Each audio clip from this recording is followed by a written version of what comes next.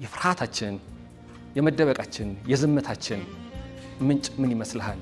ተናግሬ የት ልደርስ ነው ወይስ ብላት እንደው እቺ ጊዜ ተለፍ ማጎንበስ ነው ምናምን የሚል በእኔ መረዳት መፍራት ነው ብዬም አላስብም። ማለት አንዳንዱ ነገር ፍርሃት የምትፈራው ያንን ጊዜ ባሳልፈው እና እስኪያልፍ ዝም ብል የሚመቸኝ ነገር ሲኖር ነው የምትፈራው። አሁን ባለንበት ሁኔታ ግን አይ ቲንክ ፈርተን የምንቆይበት ሁኔታ አይደለም ያለው። ትልቁ ችግር ግን የመደማመጥ ባህላችን እየወረደ ስለሚሄደ ብዙ ሰው በተለይ ትልልቁ ምሁራን ብናገር ማን ያዳምጠኛል፣ ብናገር እሰደባለሁ ብሎ ከመፍራት ነው። ደግሞም እንደዛ ነው። አይታችሁ ከሆነ በጣም ትልልቅ ሰዎች ሲናገሩ ትንንሽ ሰዎች ይሰድቧቸዋል። በጣም አዋቂዎች ሲናገሩ የማያውቁ ሰዎች ናቸው የሚሰድቧቸው። እና ግን እነዛ ሰዎች የተናገሩ ለማያውቁት ሰዎች ነበር። ትልልቆቹ የሚናገሩ ለትንንሾቹ ነበር። እና ከሰደቧቸው ምን ያነጋገረኝ እና የራሴን ኑሬ አልፋለሁ የሚል ይመስለኛል። ምክንያቱም ማህበራዊ ህይወቱንም ሚዲያውን ስታየው በአጠቃላይ ከፍተኛ የሆነ ነቀፋ፣ ስድብ፣ ትችት አይደለም። ትችት ሌላ ጉዳይ ነው። ክሪቲክስ ማለት ከፍ ያለ ተራ ስድብ ነገሩ ሲሆን ትልልቁ ሰው ብቶስ ባልናገርስ ወደሚል የማዘንበል ነገር ይመጣል እና ፍርሃት አይመስለኝም። ምክንያቱም የምንፈራበት ጊዜ አልፏል። አሁን ኤክስቴንሻል ትሬቱ ነው። ጉዳዮች ወደ እያንዳንዳችን እየመጡ ነው። አሁን እኔ በምኖርበት ባህር ዳር ነው የምኖረው። መውጣት መግባቴ እርግጠኛ አይደለሁ። አሁን የበፊት የዲሞክራሲ የማህበራዊ ፍትህ የኢኮኖሚ ልማት የምንለውን ትተነው አሁን ገብቼ መውጣት እችላለሁ ወይስ አልችልም ወደሚል ስለወረደ እዛ ላይ ልትፈራ አትችልም። በነገራችን ላይ ኮርነርድ ስትሆን አትፈራም። ግን ቅድም ያልኩት ነው የመደመጥ አንድ እንትን የጻፍኩት አለ ቺቦ ላይ ካሳንድራ ሲንድረም የሚል ያነበባችሁ ታስታውስ እንደሆነ እንጂ ካሳንድራ ሲንድረም በግሪክ ሜቶሎጂ ያለች አንዲት ንግስት ነች እና ተረግማ ነው አክቹዋሊ እና የረገማት ወይ አፈቀራት ከማልክቱ አንዱ እኔ ፍቅር ጥያቄው ሲቀርብ ሁሉን እንዳውቅ በተለይ መጻያትን እንዳውቅ ፍቀድልኝና ይሆናል አለችው። ያንን ሰጣት። ከሰጣት በኋላ ግን ካደችው እና ማንሳት አይችልም የሰጠውን በረከት እና ምንድነው ያላት መጻያትን ወይም የሚመጣውን ዘመን እንድታውቂ የሆነውን ሰጥቼሻለሁ ግን አትደመጪ ብሎ ረገማት እና ብዙ ትንቢት ተነበየች። እውነት ነው ትንቢቷ፣ ግን ማንም አላዳመጣትም እና ሁነው እንኳን እያዩ የሚያዳምጣት አልነበረም። እና ያንን አሁን በምዕራባውያን ካሳንድራ ሲንድረም ይባላል፣ ያለመደመጥ በሽታ ማለት ነው። እና በእኛ ሀገር ውስጥ እሱ ነው ያለመደመጥ በሽታ ስላለ ዝም ማለትን ትመርጣለህ። እኔ ሁሌ የምሰጠው ምሳሌ አለ። ጥሩ ጣፋጭ ብርቱካን ለማግኘት ጣፋጭ ፍሬ ካለው እና ጥሩ መሰረተ ግንድ ካለው ግራፍት ተደርጎ ነው የሚመጣው እና በደንብ ግራፍትድ ከሆነ ጥሩ ስር ያለው ከጥሩ ጣፋጭ ጋር ሲሆን ስር ያለው በደንብ በሽታ ይከላከላል፣ በደንብ ቶሎ የማደግ እድል አለው።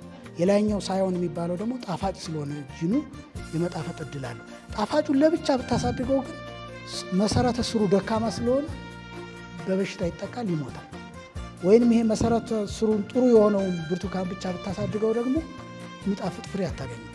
ስለዚህ አሁን በእኛ በባዮሎጂ የምናደርገው ግራፍት እናደርጋለን። እንደዛ ነው። ስለዚህ ያለፈ ታሪካችን እናመጣለን፣ ስልጣኔዎቻችን እናመጣለን።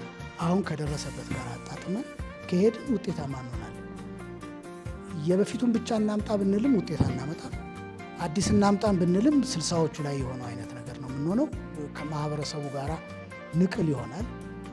የኢትዮጵያ የትምህርት ስርዓት አንዱ የተበላሸው እዛ ላይ ነው።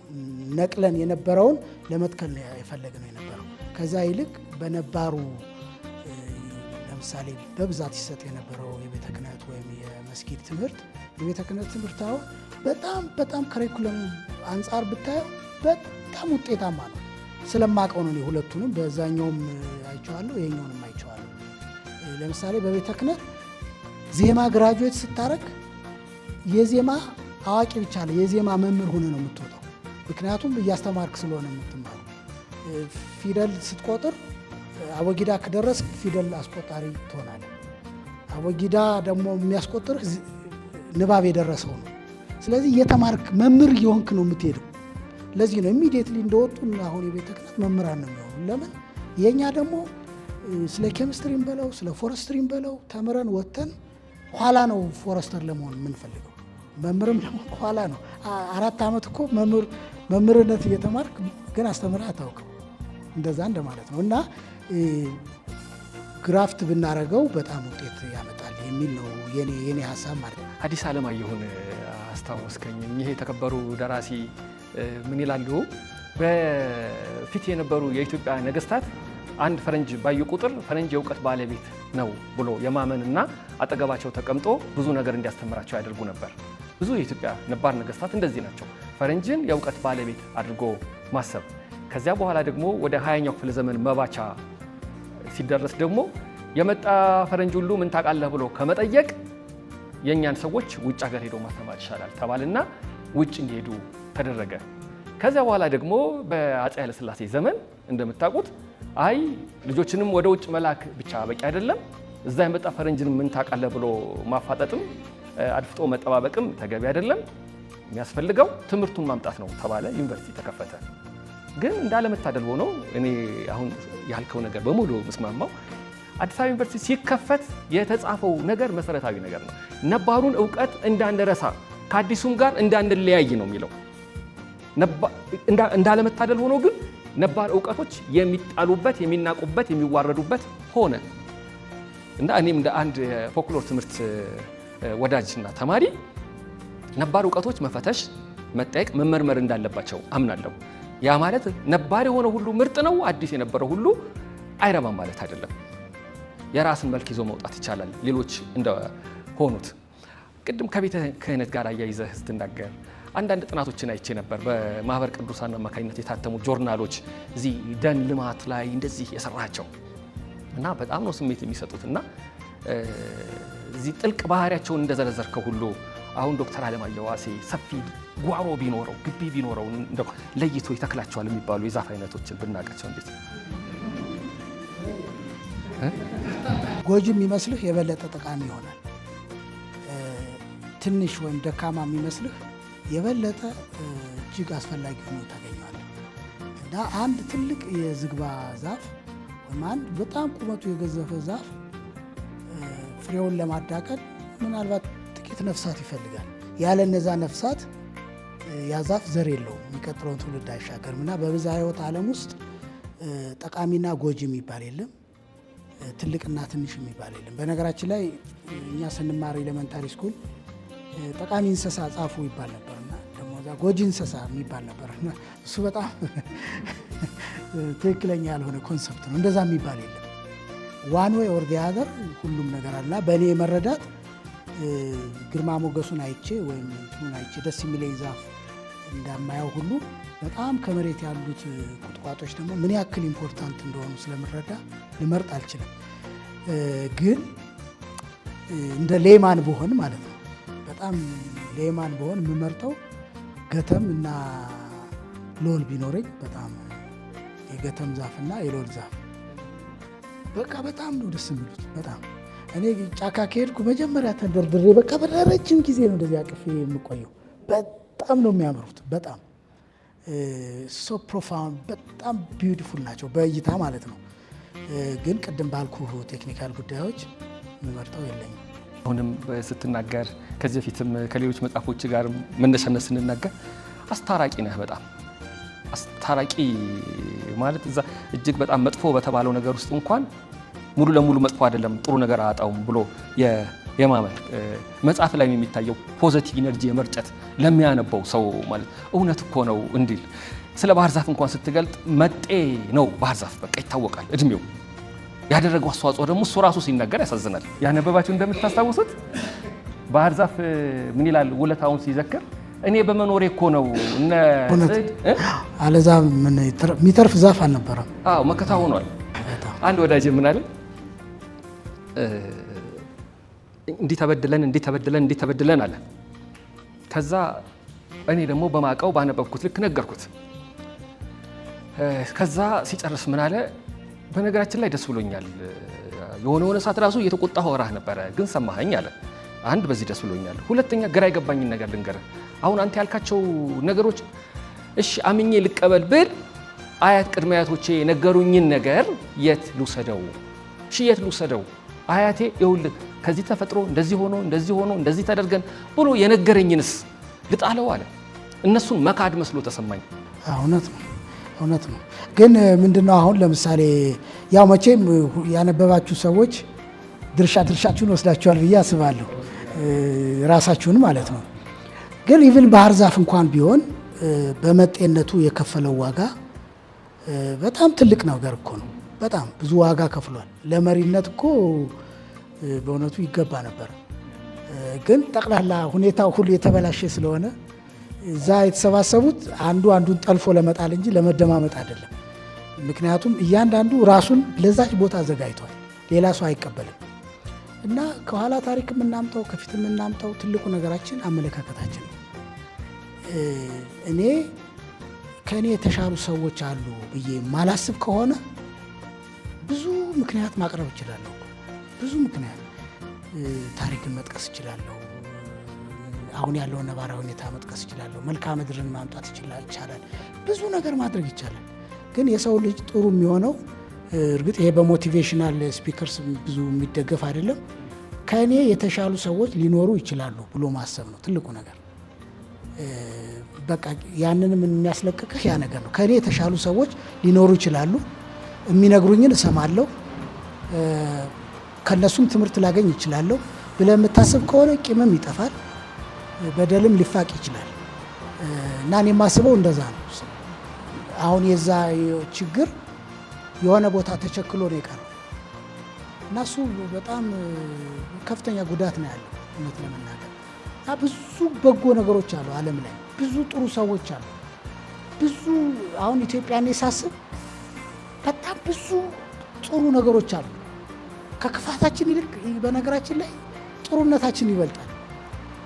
ባለፈው ታሪካችን ውስጥ ካሳለፍናቸው መጥፎ ነገሮች ይልቅ ብዙ ድንቅ ነገሮችን አብረን አሳልፈናል። ሌላው ዓለም ያላደረገውን አንድ ሁነን ኮሎኒያሊዝም ድል አድርገናል። ነፃነታችንን አስጠብቀናል። አገር መስርተናል። ብዙ የጥበብ ሲምቦሊክ የሆኑ የጥበብ ምልክቶችን አስቀምጠናል። እና እኔ ወደ ኋላም ብንሄድ ወደ ጎንም ብንሄድ አእምሯችን ክፍት ከሆነ ቂም የሚያስዝ ወይም ይህን የሚያጨካክል ነገር አለ ብዬ አላምንም። እጽዋቱም ውስጥ የሚንጸባረቀው ያ ነው። የተሻለው አብሮ የሚያኖራቸው ብዙ ነገር እያለ ግን በግል ትዕቢት ፍላጎት የተነሳ ነው ወደዛ ሜስ ውስጥ የገቡት ማለት ነው። እውነት ነው። የአንዱ ህመም መድኃኒት ያለው ሌላ ውስጥ ነው። ግን ማን ነው ተጠያቂው? ትምህርታችን ነው። ምክንያቱም አንዳንዴ የሆነ ድርጅት ሰራ ነበር እና ጎጂ ልማዳዊ ድርጊት ላይ አተኩሮ የሚሰራ ከ10 ምናምን ዓመት በፊት ነው እና ጎጂ በሚሆንበት ሰዓት ጎጂ ልማዳዊ ድርጊት ተብሎ የማህበረሰቡን ችግር በምንጽፍበት ሰዓት ድጋፍ ይደረግልን ነበረ። ከዛ አንድ ቀን ይህን ያህል ኪሎ ሜትር አቋርጬ አፋር የሄድኩት ችግሩን ብቻ ለማየት አይደለም። ስለዚህ የማህበረሰቡን በጎ ልማዳዊ ድርጊት የሚባል ነገር መውጣት አለበት። እያንዳንዱ ማህበረሰብ ምን በጎ ነገር አለው የሚለው ላይ መሰራት አለበት። አይ በጀት የለንም አሉ። በዚህ የተነሳ ስራ ይለቀቁ። በቃ በጣም ግሩም የሆነ ምሳሌ ነው ያመጣኸው። በቃ ያ ነው አየህ፣ ሚዲያው ምኑ አፋር ሂደ ስለ ሴት ልጅ ግርዛት ምናምን ብቻ ከሆነ የምታቀነቅነው ወይ የዳኝነት ስርዓታቸው፣ የመረጃ የመለዋወጥ ስርዓታቸው ምናምን ግን ጎን ለጎን አብሮ ይቀርብና ይሄኛውን ትተን ወደዚህ መሄድ አለብን ብለህ ብታቀርበው በጣም ጥሩ ነበር። እና እኛ ሀገር እኔ የትምህርት ስርዓት ብዙ በድሎናል። ኦፍኮርስ ከትምህርት ስርዓት በላይ ግን ሚዲያ በጣም ጎድቶ ነው። ኢትዮጵያ ውስጥ ድሮ አምባ የሚባል ነበረ።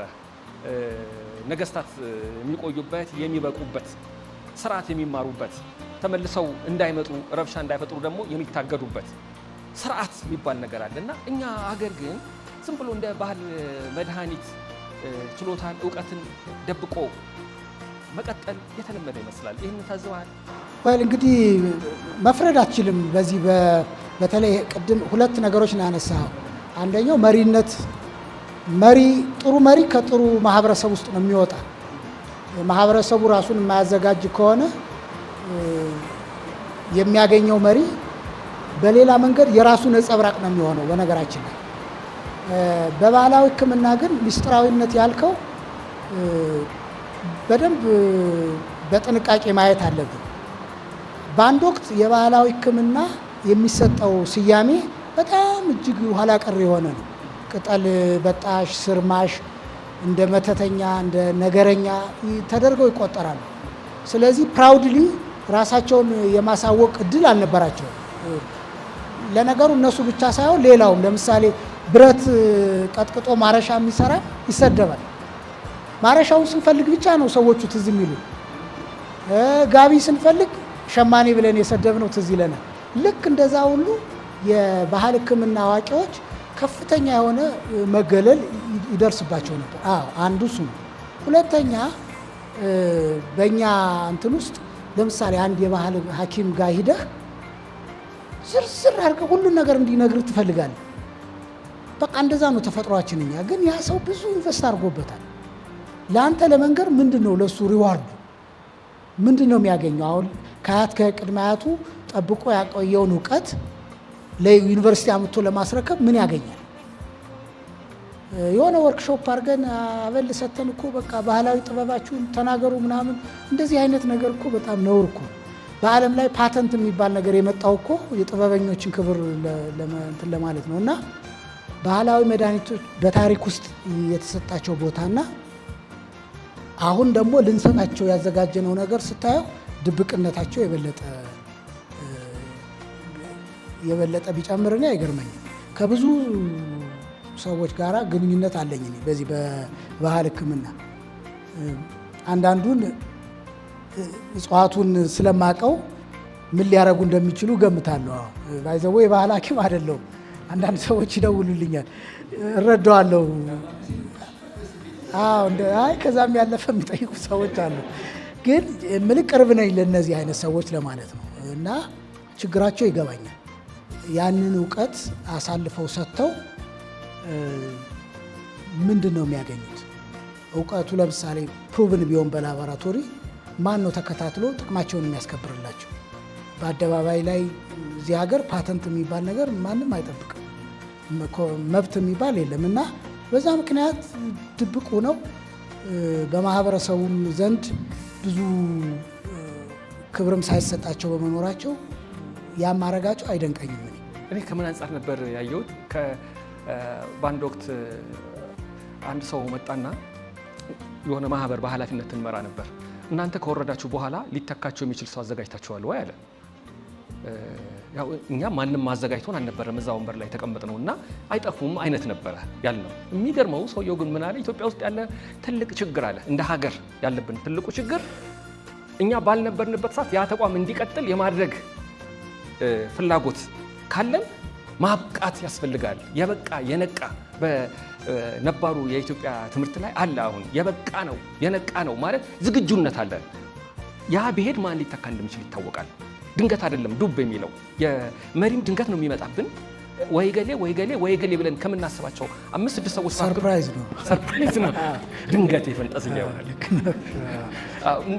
እና ማብቃት ማለት ደግሞ የአንድን ሰው እውቀት አዋቂነት መለካው እኔ ባልነበርኩበት ሰዓት ይሄ ነገር እንዲቀጥል ይሄን አድርጌያለሁ የሚለው ነገር መኖር አለበት።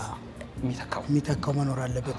እንደዚህ አይነት ተቋማት የሉንም እንደምታውቀው። በተለይ አሁን ዩኒቨርሲቲዎች እኔ በማቀርባቸው ዩኒቨርሲቲዎች እንዲህ አይነት የአገር ባህል የሆነ እውቀትን ኢንዲጂነስ ኖሌጅ የሚያግዝ ተቋም እንዲያቋቁሙ ኢንስቲትዩሽን እንዲያቋቁሙ ብዙ ጊዜ ገፋፋለሁ። ግን እንዳልኩ እንደዚህ አይነት ነገሮች ሲሰሩ በጣም በጥንቃቄ ነው። ከነዛ ሰዎች ጋር እምነት ማትረፍ አለብህ። ሊያምኑ ይገባል፣ ሊያከብሩ ይገባል። ይሄ ሰው የእኛን እውቀት ሊያስቀጥል ነው የሚል እምነት ኑሮ ካልሆነ ሁሉ ነገር በጥድፊያ ስለሚሆን አይተህ ከሆነ አሁን ሪሰርች ምንሰራ ከሆነ ፒኤችዲ ለመማር ከፈለግ ትሄዳለህ፣ አጣድፈህ ዳታን ሰብስበህ በባህላዊ ሕክምና እኔ ብዙ የተሰሩ እንትኖችን አይቻለሁ። በቃ የሆነ ቦታ ሄዱና በ2 ቀን በ3 ቀን የአንድን ባህል መድኃኒት አዋቂ ሰው ሄደህ ምን እጽዋት ነው የሚጠቀሙ ብለህ ጠይቀህ መረጃ ለማምጣት ትሞክራለህ። እንደዛ የሚባል ነገር የለም። በጣም መኖር አለብህ። እንዲህ አይነት የአንትሮፖሎጂ የኢትኖቦታኒ ጥናት የሚያጠኑ ሰዎች እኮ ከማህበረሰቡ ጋር 10-15 ዓመት አብረው ኑሮ ነው የሚያመጡ እና የኛ የሪሰርች ሲስተም ጥድፊያ ነው። ወይ ዲግሪ ለማሟላት ነው ወይ ያችን ፕሮፌሰር የምትባል ነገር አለች አሲስታንት ምናምን እሷ እርከን ለመውጣት ስለሆነ ከነሱ ጋር ዱዌል አታረግም። ስለዚህ አያምኑህም፣ አልተማመንም።